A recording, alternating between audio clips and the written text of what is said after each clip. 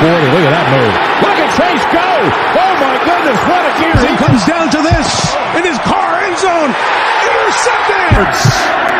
McPherson. And Cincinnati is heading to the Super Bowl. Toss here. Mixon's going to throw. Open man. Caught. Higgins touchdown. Drives. Touchdown. Joe Burrow has his first rushing touchdown of the season.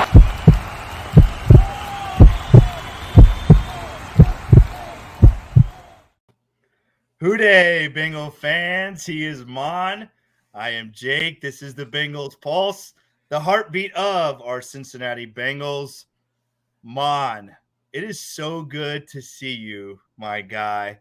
I don't know if our listeners know, but obviously we are filming this on Thursday when we usually have the show on Monday because we've had a rough week, haven't we, Maan? Why don't you fill our listeners in on what's been going on? Yeah, it's been a very painful week. Last week on the 1st, I was on a bike ride and I happened to crash. I was not wearing a helmet, a bicycle, not a motorcycle, and I had to get transported to a trauma unit. And luckily, I'm good. I do have a broken elbow. I got some bruises, and I had some staples removed from my head today. I'm doing a lot better. Had a pretty significant concussion, but I consider myself very blessed, and it could have been a lot worse. And it feels good to talk about the Bengals because it helps me not think about the elbow. But I'm going to be out of work for a couple months, and it is what it is. It could have been a lot worse, and I consider myself very lucky. And then thank God for the UPS driver, right? Yes, that's right. I was unconscious on the road, and a UPS driver pulled over and called 911. I split my head open. I have no recollection of that. The scary part, I live 40 miles from our trauma center, and the paramedics that transported me, the helicopter wasn't available. When I started waking up, I knew them. They said, Maan, you've been in an accident. We're taking you to the trauma center. We're about 5 minutes away. And I started to panic because I realized I'm 40 plus minutes from the trauma center. So there's about a 40 minute window. I have no memory. So that's a little concerning. Like I said, it could have been a lot worse, but I'm here to talk Bengals and I'm ready to move on. And Jake, let's do this. Let's not talk about my accident anymore because I'm over it. Let's do it. Well, I just want to say I'm very excited to see you up and moving around, and Mom, we knew that a bike accident wasn't going to keep you down from doing this show sometime this week. So, listeners, we apologize for not being on Monday, but we are here. We are excited. You can't stop the Bengals Pulse. You can't stop Jake, it. Nothing can stop this. Jake, I mean, listen, the average guy would still be in ICU. This guy, advanced genetics. Come on, man. I'm ready to roll. Let's go. And honestly, Mon, I mean, as far as trauma to the heads goes, I'm not sure what other damage could have been done at this point. So, yes, you're right. You bounced back pretty quick from that. All right, let's talk Bengals, man. Let's talk Bengals. It's been a very eventful week in the world of NFL since the last time that we talked to you guys. So we have a lot to dive into tonight. We're going to talk about the combine, kind of the aftermath of the combine, just a little, and we're going to dive into free agency, Mom, because free agency is Monday. I know everybody. The 15th Wednesday is the actual official day. But these last 5 years, nobody has even, looked at that. Everything's been done on the 13th on Monday, where people can start tampering. And I got a feeling this year is going to be the same. I think Monday is going to be a big day. And I'm going to throw this out here before we even get to it. I think there's going to be a big Bengals signing on Monday. I just have a feeling the Bengals are going to be just like last year. And it could be an offensive lineman. There's going to be a Bengals signing that is probably not going to be expected on Monday. I agree 100%. A lot of people are talking about them doing second tier, third tier deals. I can see that happening also. I believe the Bengals are going to make a pretty significant splash first day of free agency to tackle a glaring need on this roster, and I think they have to. They have no options, and we'll talk about that a little bit more later on in the show. Well, let's start off with the combine, and Mon, you know me, I'm not a big combine guy. I'll be the first to admit it. I'm being a football coach.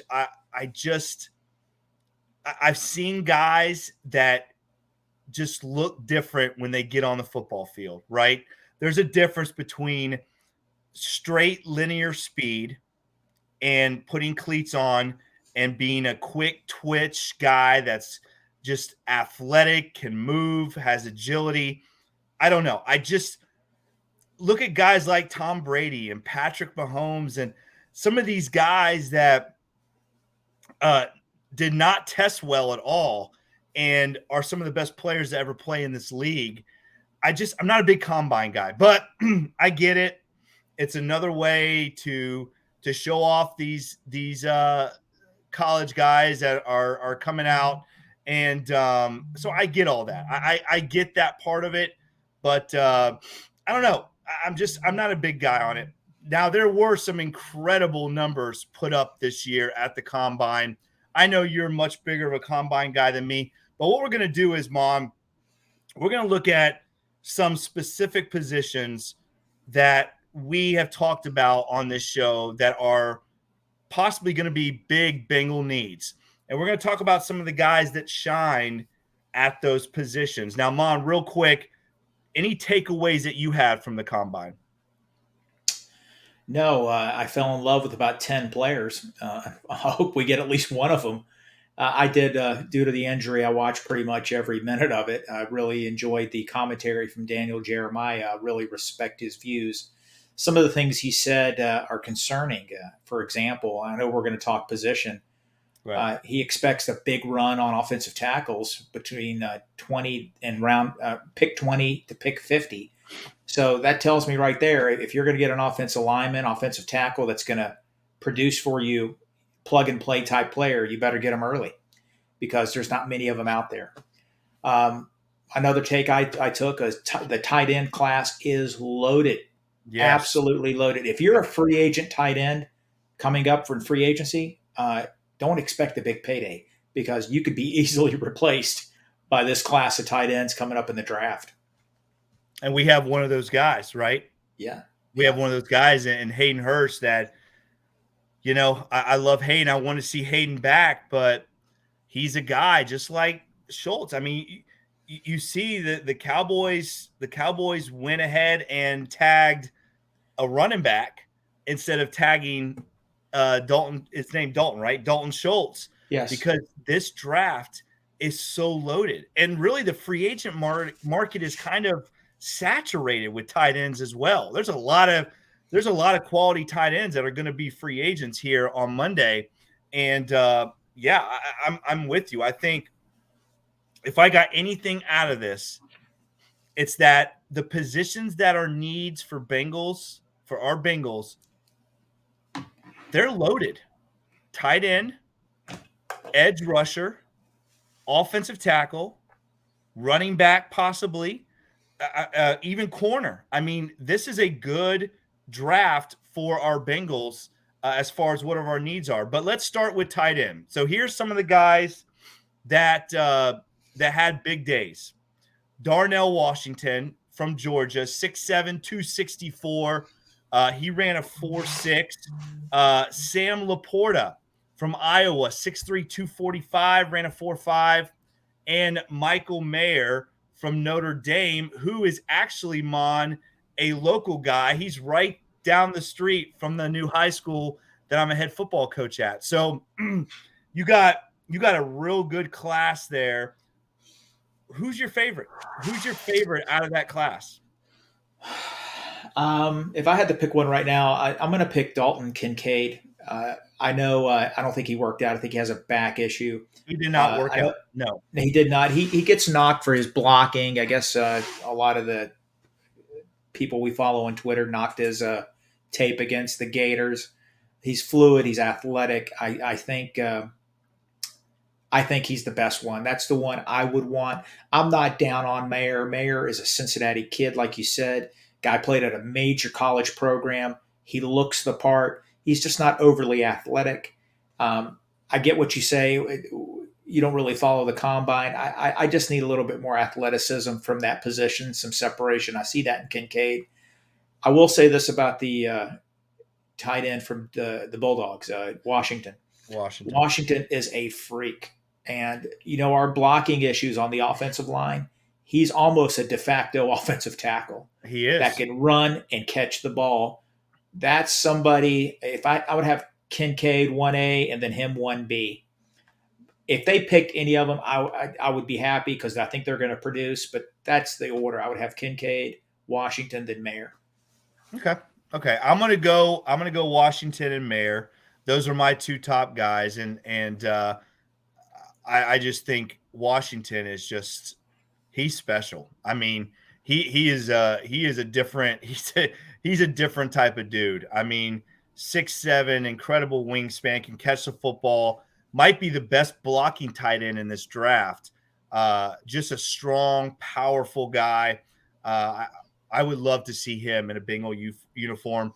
And Mayer, like I said, I think either one of those guys would be a perfect fit in Cincinnati. Let's move on, though. Let's go to offensive tackle. We got Cody Mock from North Dakota State, 6'5", 302.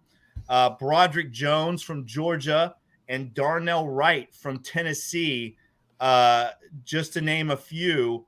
What do you think, Mon? Who is your top offensive tackle right now? I do like the Tennessee kid. The gentleman from obviously Paris Campbell from Ohio State. He's not going to be there at 28. He's not going to be there. I didn't list him for a reason, right? Or Paris Johnson. I'm sorry. Campbell's a wide receiver. Yes, Paris Johnson. Yeah. I would love to see Anton Harrison of Oklahoma potentially drop. I've seen some mocks there. I think that's a key need for the Bengals. I would love for him to come in and get drafted at 28 and be our swing tackle this year. Not start. Come in and learn, get strong, understand the pro game. He's going to be our backup left tackle because, let's face it, we know who our left tackle is going to be. He's guaranteed that money. Jonah Williams is going to be our starting offensive left tackle. No debate over it. He's not going anywhere. No, this year. He's not. But you know what? He's a Band-Aid because next year they're not going to pay him $25 million. They're not going to franchise tag Jonah Williams next year because if they do that, they could lose Logan Wilson. They could potentially lose T Higgins if they don't sign him to a contract. So I don't expect Jonah to be here after this year. They better get their left tackle this year. They're going to have to. And I'm going to tell you right now, they're going to have to spend some money in free agency on the other side. That's what I was going to say. I think the other side's coming from free agency. I think you're exactly right. I think Jonah is going to be the left tackle this year. I don't think there's any debate. They're not bringing him back for another year to sit on the bench. I think Jonah's the left tackle. I think they're going to draft his replacement, and they're going to go in free agency. And I said it in the beginning of the show, do not be surprised if there's a new right tackle for the Cincinnati Bengals on Monday. Do not be surprised. The Cincinnati Bengals, we have to stop kicking the can down the road. Yes. We have got to fix our tackle spots, period. We have to. Jonah Williams is going to be there. He's guaranteed the money. He's not going to sit on the bench and make $15 million a year. No. They have to get his replacement. Like you just said, they have to get his replacement at 28 or in the draft this year. And guess what? They have to go out and get a quality right tackle that's going to be the right tackle for the next 4 to 5 years. They have got to spend the money. Listen, no more ifs, ands, or buts. They got to fix our tackle position because if you look at it, it's been our Achilles heel. Look at this whole roster. Look at every part.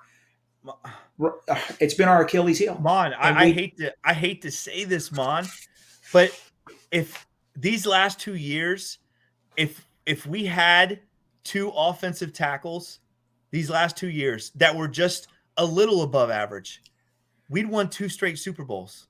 We would be talking about 2 straight Super Bowl championships if we had 2 above average tackles the last 2 years.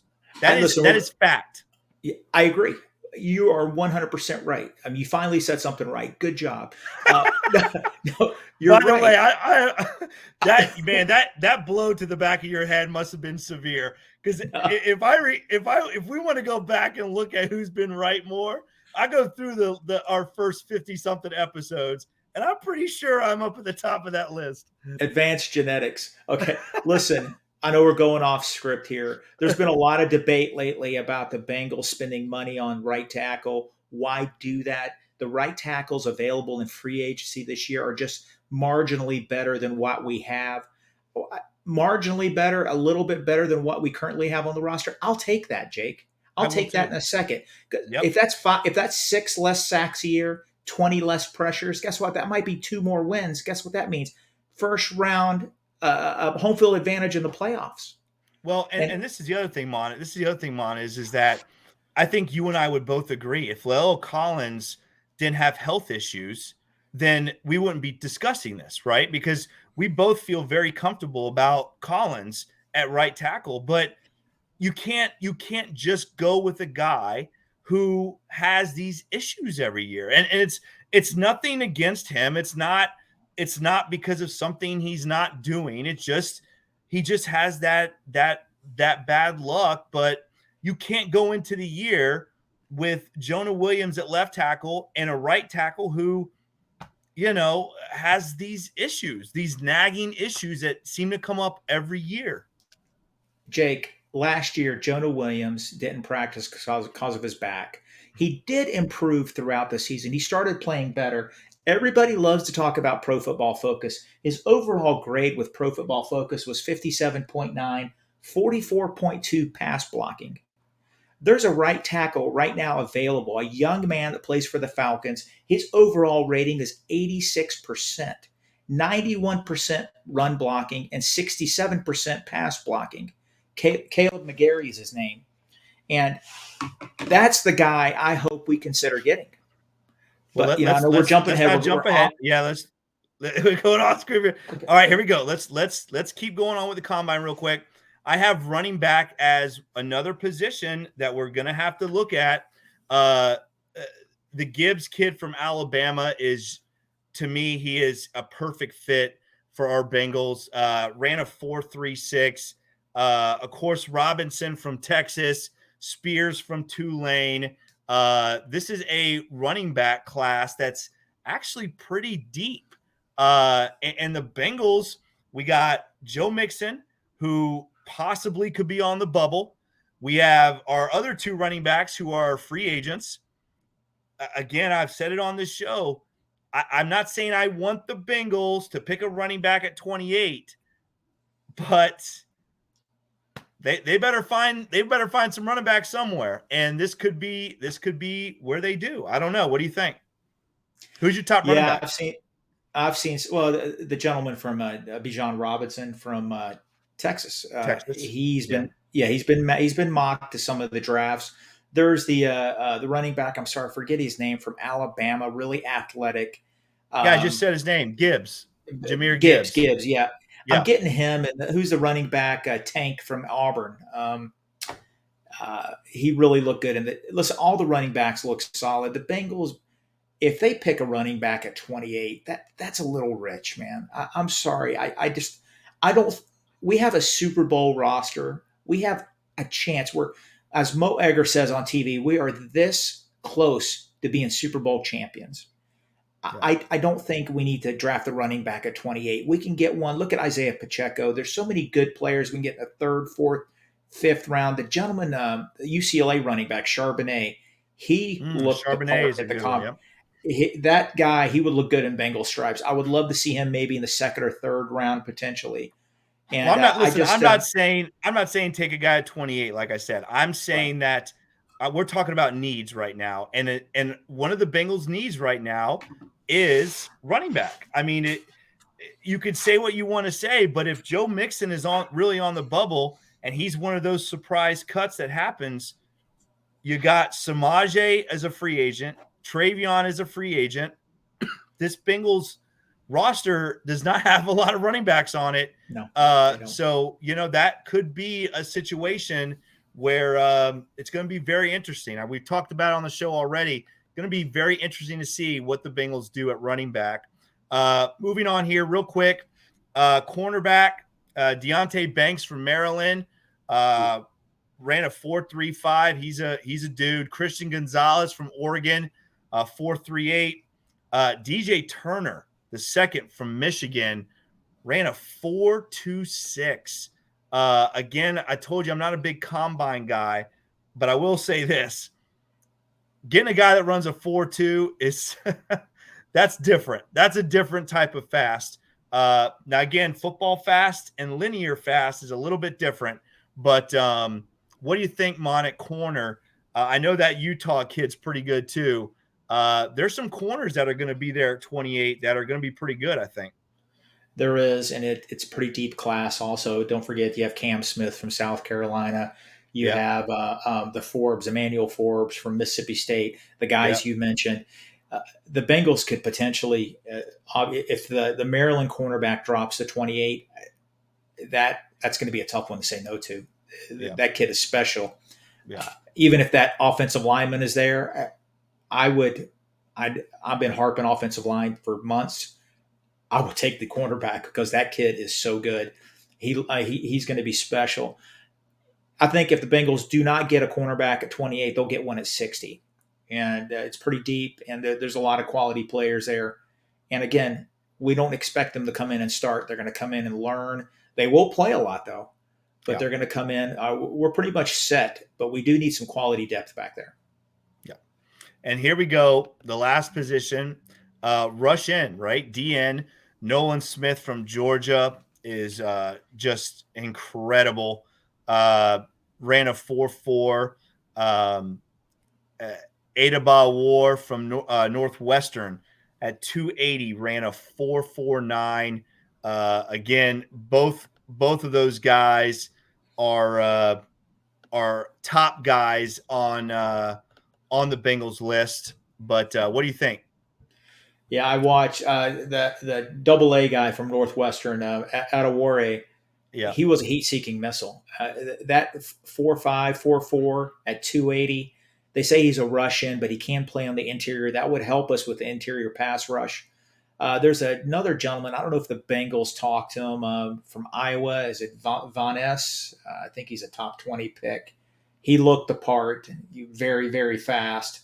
The one guy I really, really liked, he's from Georgia, Nolan Smith.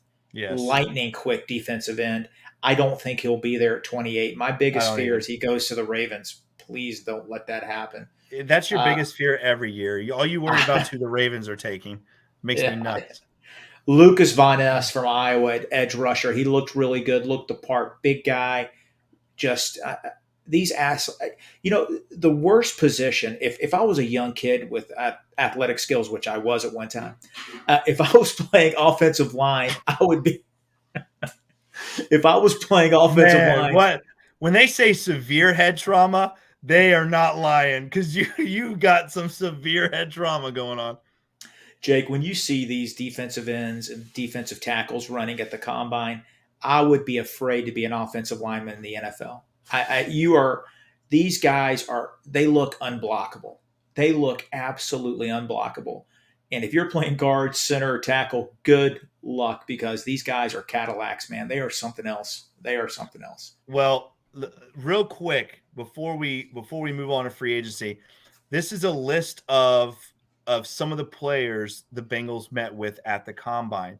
Okay. And remember, this list I put together, this list of 5 positions, tight end, they met with more tight ends than any other position. Dalton Kincaid, your guy from Utah, Sam Laporta from Iowa, Mayer from Notre Dame, Washington from Georgia, and Wiley from Cincinnati all met with the Bengals at the combine. 5 tight ends, Maan, they met with at the combine. The next highest position, Maan, running back. The next highest position, Charbonnet from UCLA, Gibbs from Alabama, Peoples from Appalachian State, and Thomas from Utah all met with the Cincinnati Bengals. Good. Yeah. Corner was another big one. Forbes from Mississippi State, who you mentioned. Phillips from Utah, who I mentioned. Ringo from Georgia. And Williams from Syracuse all met with the Bengals. A couple other quick positions. They met with, I think his name is Gurage from Florida, the O-lineman. Darnell Wright, the offensive tackle that we were talking about from Tennessee. Pace, the linebacker from Cincinnati. Green, the wide receiver from North Carolina. Washington, the wide receiver from Penn State. Breezy, the D tackle from Clemson, and Dexter, the D tackle from Florida, all met with the Cincinnati Bengals. That's just the list that I have. I'm sure they met with a couple more. But now after saying that list, Mom, what do you think? Yeah, I like those players. I like them. That usually gives you an indication what they're looking into. Last night, I watched the show, Jake. Malik Wright, who I followed on Twitter for years. I did watch his show. I loved it. Very informative. I respect him so much. And he mentioned that this is not exactly how he worded it, that the Cincinnati Bengals are going to be looking for pass rushers in free agency and the draft. So some of those names, that Breezy from Clemson, I could see them. Maybe Nolan, the guy from Georgia, Nolan Smith. Mm-hmm. Yeah, I could see the Bengals potentially, if those guys are there, them being the selection at 28 because they want to improve that pass rush. Those numbers drop tremendously, especially with Larry O leaving. And with free agency, they might target some pass rushers also. So for him to say that, whenever Malik talks, I listen because he's pretty dialed in. Agreed. All right, let's move on to free agency, Mom, because man, we're right around the corner. And before we talk about free agency, I just want to say this because I don't know. And listeners, I want to know how you feel about this because I don't know about you guys, but being a Bengals fan for 40 something years, I've always looked forward to the draft. Draft night has been like my Christmas. These last 2 years, free agency has kind of taken the lead in that. It's weird for me to say that because I've always loved the draft, but now for me, Sunday night's going to be like Christmas Eve for me.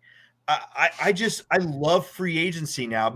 I guess obviously the Bengals are a lot more involved in it, but I think it's too. I mean, when you're winning and you're drafting as high as we're drafting now, I don't know.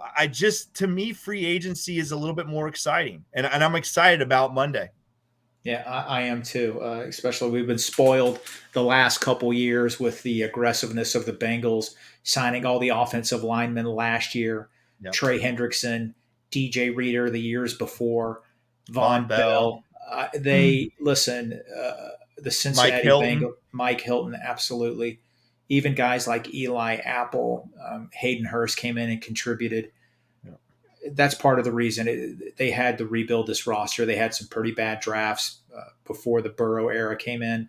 They had to replenish the roster, and the Bengal management knew that, and they went out and they targeted some players that fit the scheme, that fit Zach Taylor's image, and it's worked. We've gone to a Super Bowl, could have very easily gone to another Super Bowl this year because of these roster additions, and I think it's going to continue. Well, let's look real quick first at our free agency list one more time.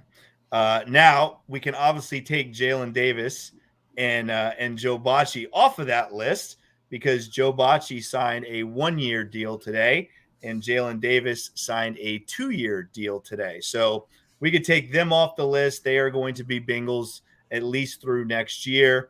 Now, I think both of those contracts, they weren't guaranteed. Is that correct?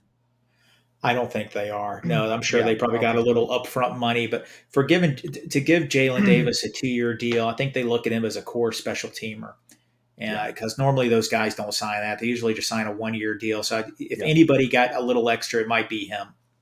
Well, Joe Bocci is one of our best special teams guys too. So that's And we could, we've talked about the linebacker position. Obviously, if Jermaine Pratt doesn't come back, Bengals are gonna have to figure that one out too. So I'm sure bringing Joe Bacci on was part of that as well. But let's go through our list real quick. Here we go. Jesse Bates, Von Bell, Eli Apple, Hayden Hurst, Trey Flowers, Samaje Perine, Brandon Allen, Drew Sample, Clark Harris, Max Sharping, Michael Thomas, the safety, the captain, Trent Taylor, Jermaine Pratt, Chris Lamons, who they just signed him. Just picked him up, yeah. They just picked him up. He was the kid from Kansas City, right? Yeah. The Lamons kid, okay. So Chris Lamons, Travion Williams, Clay Johnson, and Mitchell Wilcox, all free agents. And looking at this list, Mon, it's a lot of names, but I don't see a lot of guys that are irreplaceable on this list. For me, there's two guys, Jermaine Pratt, Von Bell. To me, those two guys are guys that the Bengals have to find a way. At first, Hayden Hurst was on that list, but I think with the tight end market the way it is, with the draft the way it is, I think the Bengals will be okay. Although all three of our tight ends are on this list, right? All three of the three guys that play the most, I should say. But the three guys that play the most at tight end are on this list. Hayden Hurst, Drew Sample, and Mitchell Wilcox, all are free agents. So it's good that this tight end class is deep because the Bengals are going to need to get some. But to me, Von Bell and Jermaine Pratt, if the Bengals can find a way to bring those two guys back, it's a home run for me. I can't disagree with you. Von Bell is an absolute must. We all know Jesse Bates is gone. I would love for Pratt to return. I would love it. It's not going to, I don't think it's going to happen. Just the vibes I'm getting and just from reading articles from other beat writers and the Twitter sphere. But I hope I'm wrong. I would love to see him come back. I think he's going to get a lot of money. And that's one, Jake, it's one side effect of having a Super Bowl roster. Unfortunately, you're going to lose some good players. Mitchell Wilcox is an exclusive rights free agent. I think it's going to be really hard for him to sign with another team. I expect him back. He's going to be back. Samaje Perine, you did talk about him earlier. I think he's, I don't want to say a must, but he's very important to come back because if we get a couple draft picks in there, we do need an established veteran in there. He's a key good. I watched some of the games because I've been injured. I watched some of the games over the past year. The guy is really, I'll tell you what, he really stepped up this year, especially when Joe was nicked up. Samaje Perine, sometimes you forget how effective he was this year. He's a pretty damn good player. And not if you watch the first Kansas City game, you don't forget because he was a beast against Kansas City in Paycor. The other I wanted to say real quick, we do have two exclusive guys. Clay Johnson's another one, the linebacker, special teams guy. I think he'll be back. I think Mitchell Wilcox will be back because they are exclusive rights guys. And those guys, they're not going to go anywhere. I don't see that. No, they're not. But, some of those guys, Jermaine Pratt, it's going to hurt if he doesn't return to the Bengals. It's going to hurt because we drafted and we developed him. He really excelled under Lou. And to see him go, I mean, that sucks. That's a side effect of having a great roster. This is the thing about him, Mon, is somebody's going to pay for him, right? Somebody is going to go crazy and throw a bunch of money at Jermaine Pratt. And we just can't do that. We can't do that. The Bengals can't do that. And he's an off-ball linebacker too. You know what I mean? He's a two-down backer, but he's just, man, he has played so well these last 2 years. And like you said, we have put so much time into him. We've developed him. I just don't want to see him go. He's a dude. I mean, he's a serious dude. But I think the Bengals are looking at it like Logan Wilson, Jermaine Pratt, right? We can't pay both of them. Uh, I think Logan Wilson is going to get paid. I really do. I think Logan Wilson. I said it last year. I think Logan Wilson. I think this whole Burrow class, Joe Burrow, T Higgins, and Logan Wilson are all going to get paid this offseason. I see it happening. I believe it's going to happen. I think all three of those guys are going to get extended. I hope so. I definitely hope so. Burrow, definitely. I would like to see Higgins re-sign this in the next few months. I think he's going to be a lot easier to sign now than next year. And potentially Logan Wilson will get his money the next offseason or a potential franchise tag for him. We definitely can't lose a Logan Wilson if we don't plan on re-signing Jermaine Pratt. Cannot have that. Can't have it. Won't happen. That won't happen. No.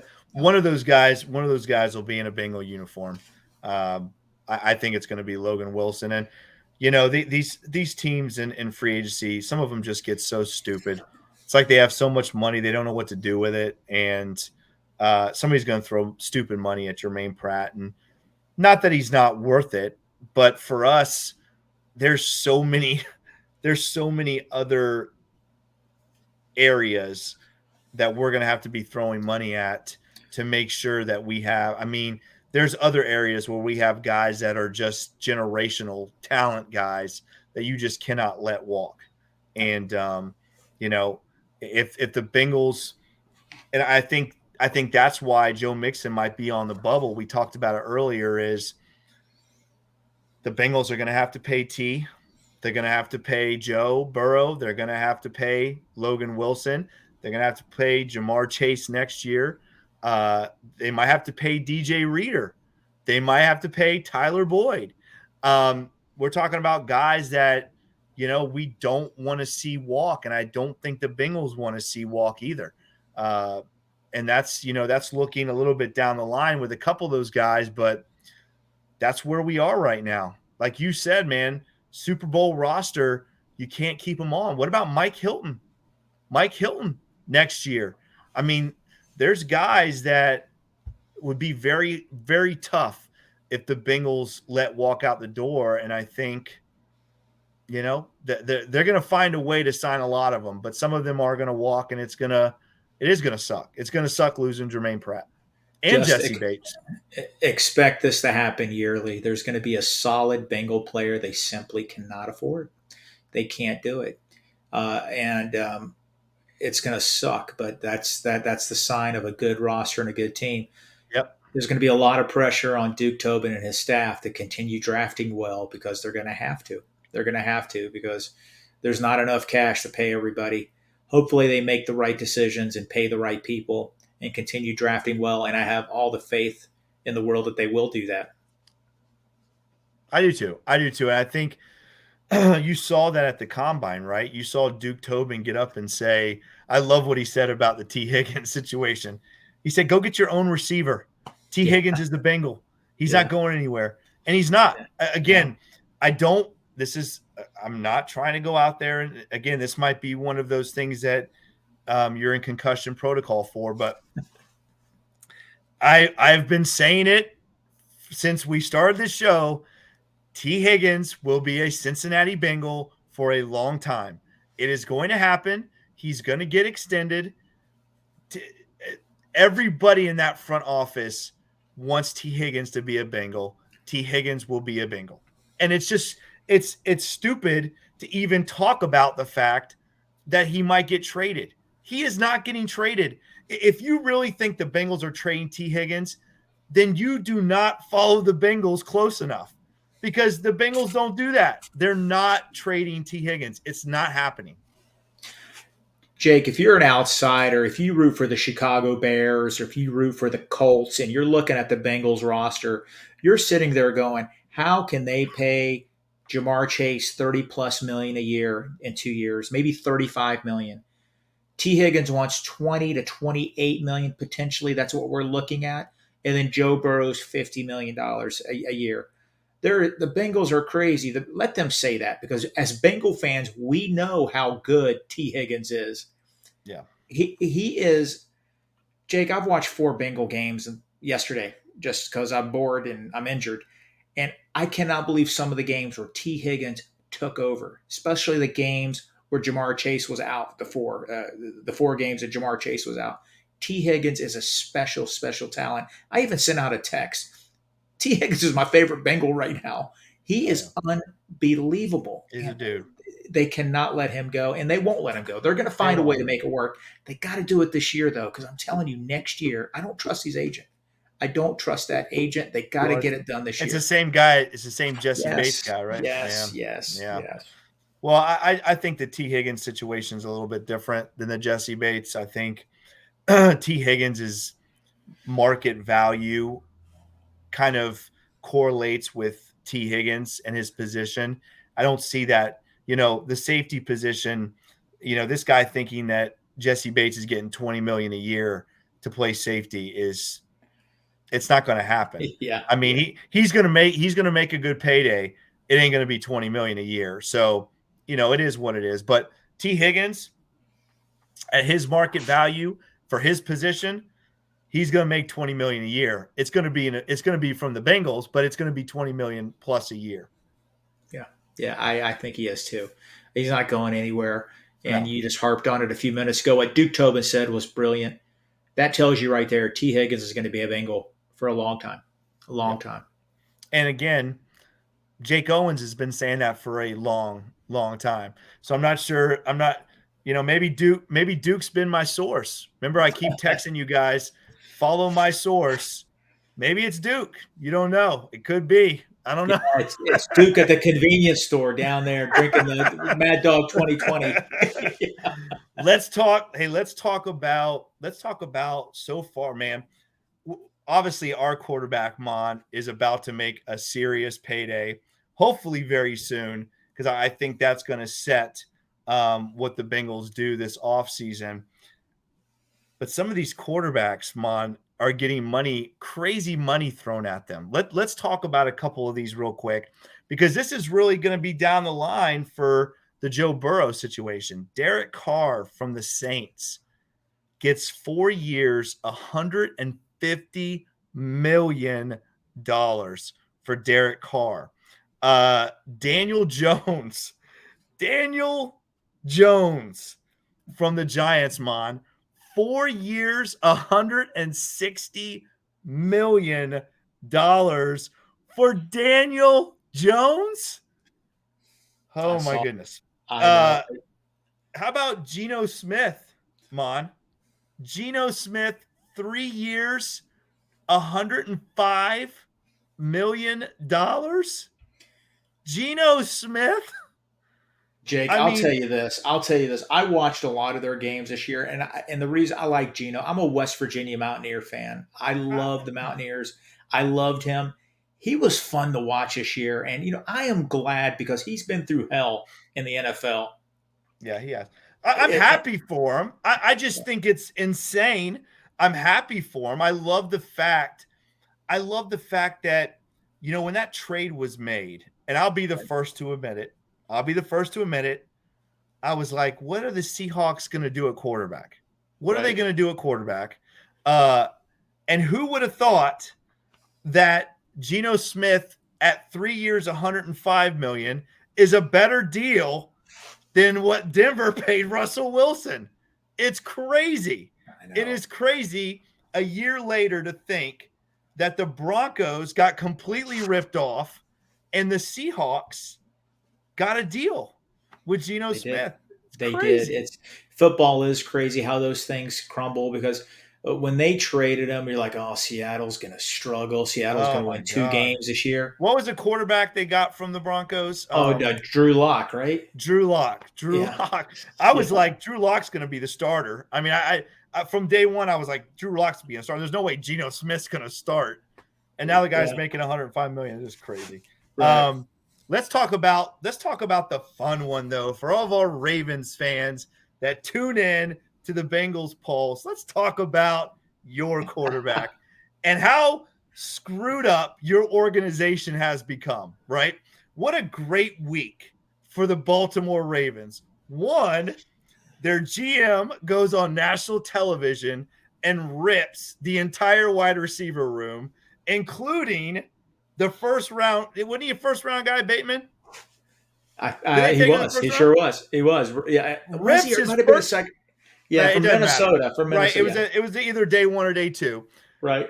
Rips how terrible he is at drafting wide receivers when the guy they just drafted is like, dude, why don't you worry about yourself and how crappy you run this organization, right? So that's the first piece of it. And this Lamar Jackson thing has become an absolute circus. It has become the joke of the NFL. The Baltimore Ravens right now are considered the worst organization in the NFL right now. And it just is a great thing, Maan. It's just so great. It's so great. I feel bad for Lamar. Lamar, you should have got an agent. I don't know what to say about it. You should have got an agent, but Lamar is getting absolutely derailed by this Ravens organization. And I hope for Lamar's sake that he gets out of Dodge, because that Ravens franchise is just imploding. Jake, we could talk about talent all we want in the NFL, but intangibles are the key. Why are the Bengals so good in 2 years in a row they've won the AFC North?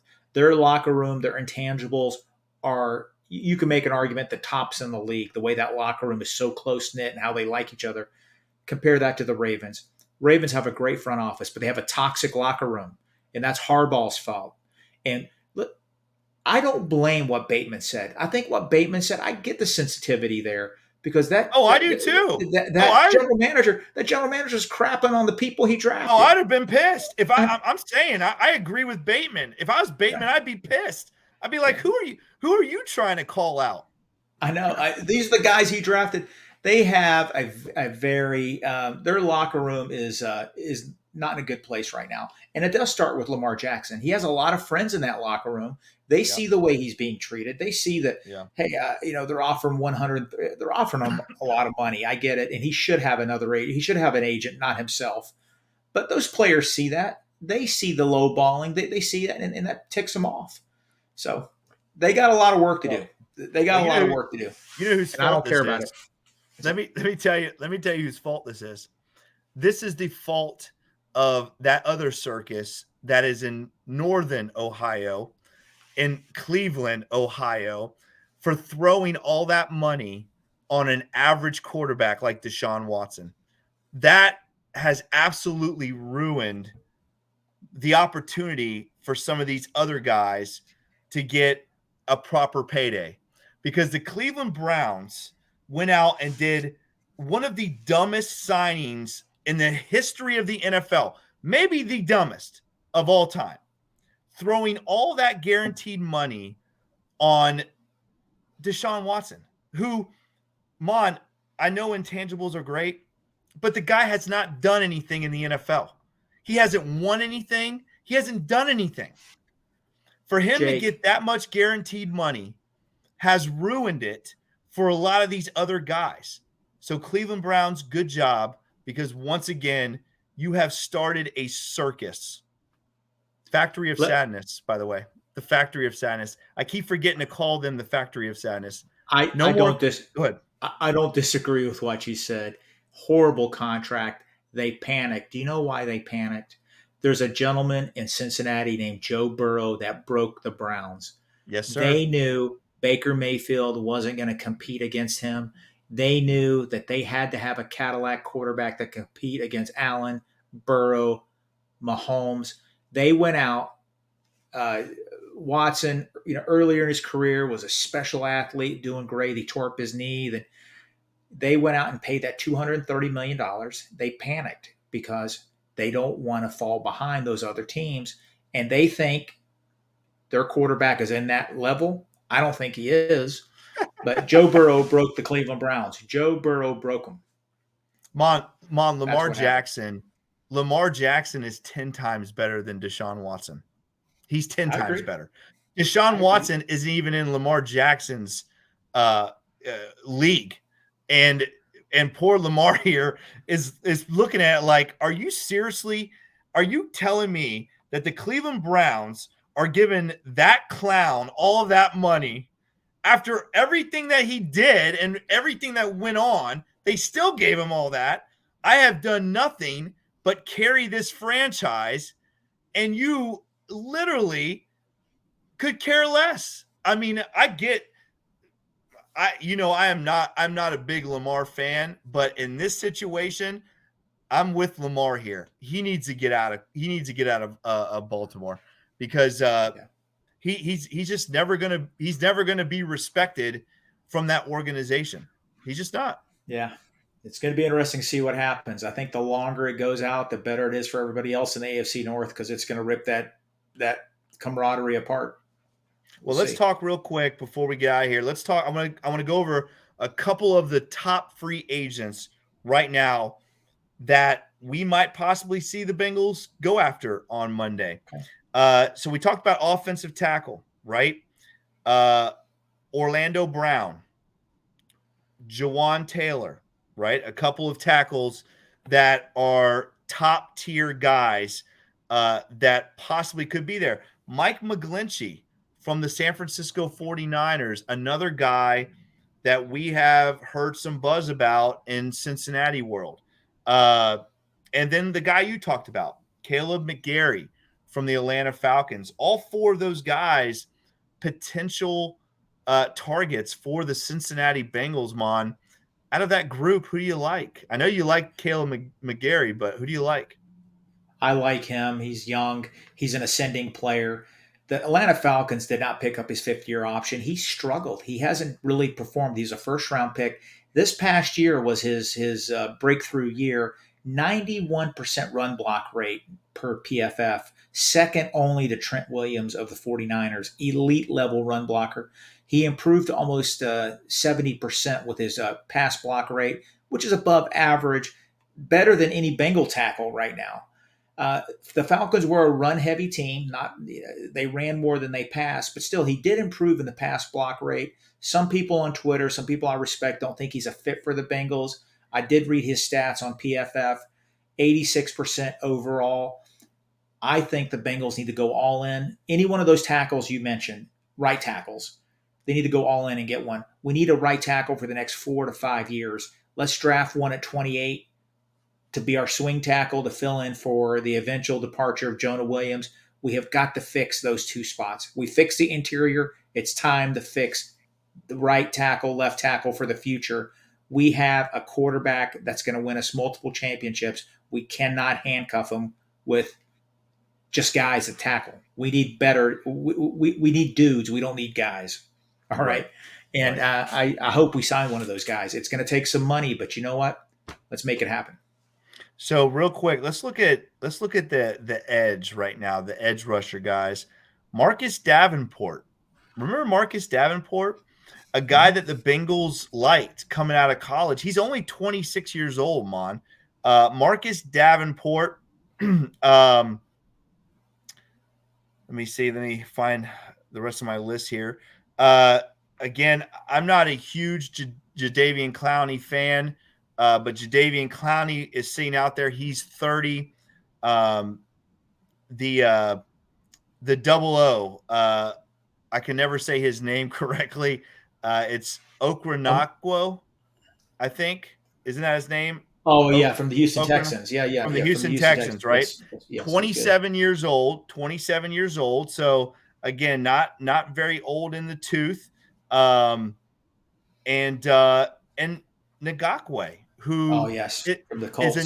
is a name that pops up in Bengal of them right now. He's only 27 too, Mon. Do you like any of those edge guys? I do. I like a lot of them. There's another guy from the 49ers, came from a great defense, Omenahu.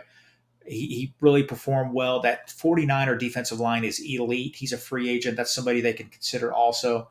Any one of them. I'm not a big Clowney guy at all. Davenport did play with our man Hendrickson in New Orleans. Yes. He was a first-round pick. He's had an okay career. He might cost a little bit of money. I might be a little bit out of the Bengals' price range. But in Ngakwe, I could definitely see come in. The Bengals, listen, we have some solid players. Hendrickson. We have Hubbard, obviously. Osai did perform better towards the second half of the year. like Malik Wright said last night on his show, the Bengals are really going to focus on their pass rush. They really are targeting that. And what he says, I take a lot of, I when he talks, I listen. And one of these guys you mentioned, Jay, could easily be a Bengal next Monday or Tuesday. So at linebacker, because again, we're talking about possibly refilling that spot in case Jermaine Pratt goes.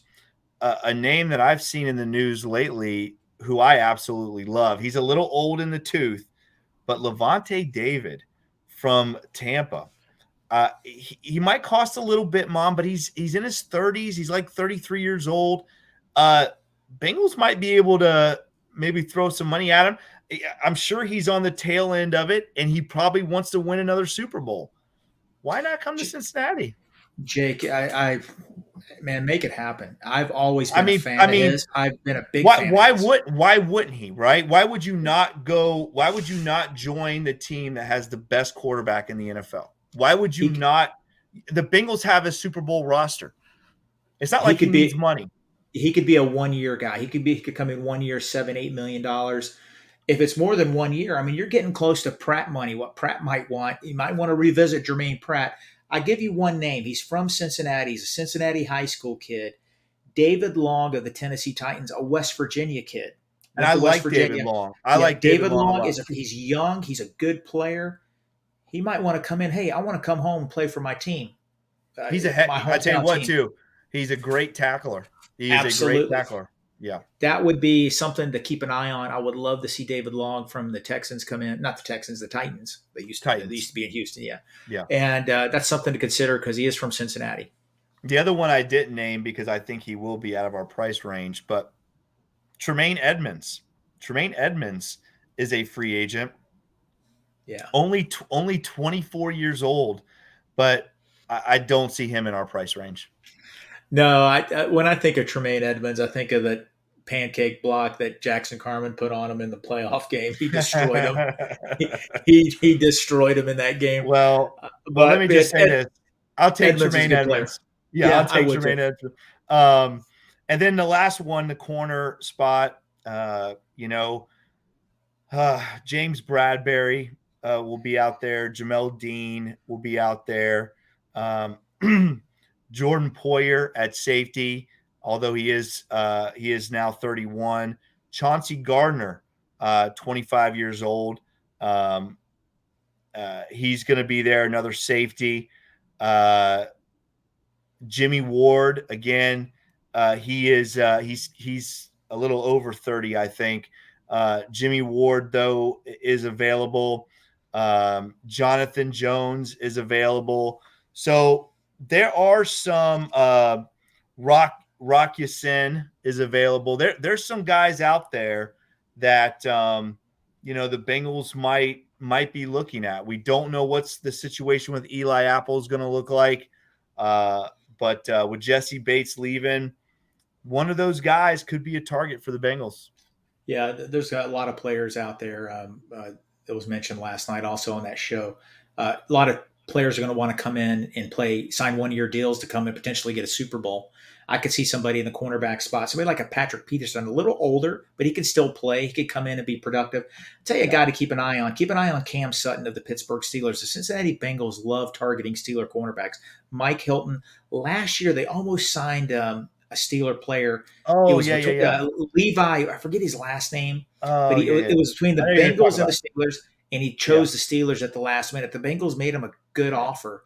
They wanted him, so don't be surprised if the Bengals go after potentially Cam Sutton also. They're definitely going to sign a vet. They're going to sign a vet, and I wouldn't be surprised if they draft 2 cornerbacks this year, potentially first, second, or third round, and maybe one later on to hopefully they can develop. But they're going to have to start replenishing the back end of that roster. Now, before we get out of here, last thing, Maan, really quick. Maan, the Bengals, Duke Tobin, Zach Taylor, they get on the phone. They're like, Maan Abuhassan, who are we taking at 28? You get one name, Maan. One name. Make it realistic. Who you taking? Tackle Anton Harrison from Oklahoma. as I said earlier in my little diatribe, my mini meltdown earlier, the Bengals have to fix the tackle position. We are done kicking the can down the road. We have to fix our tackle spots.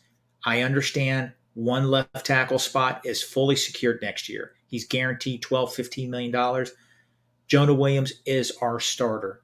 That doesn't mean we can't be aggressive in free agency and the draft to find our replacements. Lael Collins, I hope he comes back this year. The chances of that happening and him being effective are slim. We have to replenish the tackle spots. Jake, that could be our Achilles heel again and keep us from winning a championship. Let's go all in. Let's draft a quality tackle that we can potentially be our left tackle in a couple years. That's going to be Mr. Harrison from Oklahoma. Let him be our swing tackle this year. Come in and learn, and he'll step in the year after at left tackle. Okay. All right. That's my. I'll go with it. I'll go with it. Hey, listen, real quick, listeners, what we're gonna do. Who was your pick? Who's your pick? I'm gonna go Washington, the tight end from Georgia. I just think that I think he solves two issues. I think he solves the tight end issue, and he is a legitimate. The Bengals don't have to bring in a swing tackle when they want to run the overload formation. They don't have to do it. They can leave the tight end because he's just as good of a blocker as most of the tackles that we have. That's think very fair. That's a good pick. It's a good pick. I think he just solves two problems. I think it's it's one of those things, that old saying that kill two birds with one stone. I just think that it solves the tight end issue, and it solves the possible issue we might have at the tackle position, bringing in that extra run support. And I just think the guy is a freak. I mean, he's a dude. He's a dude. I could live with it. I could live with that. That'd be a great pick, Jake. Great pick.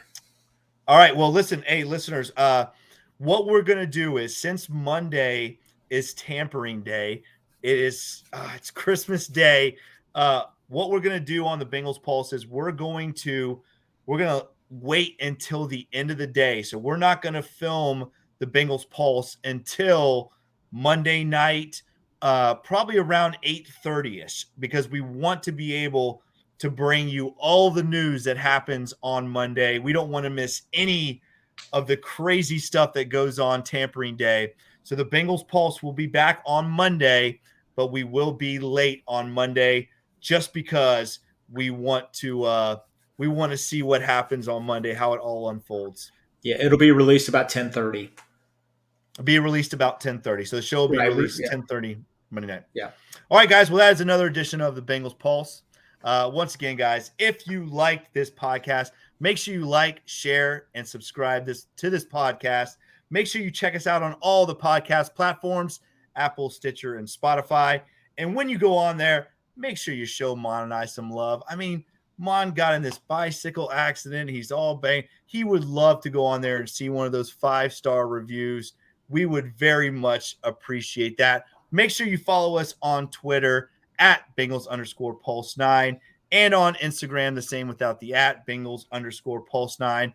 And make sure, as always, you tune in to all the awesome podcasts right here on the Wincinnati Podcast Network. He is Maan. I am Jake. This is the Bengals Pulse. Hoo day, Bengal fans. We will see you on Tampering Day.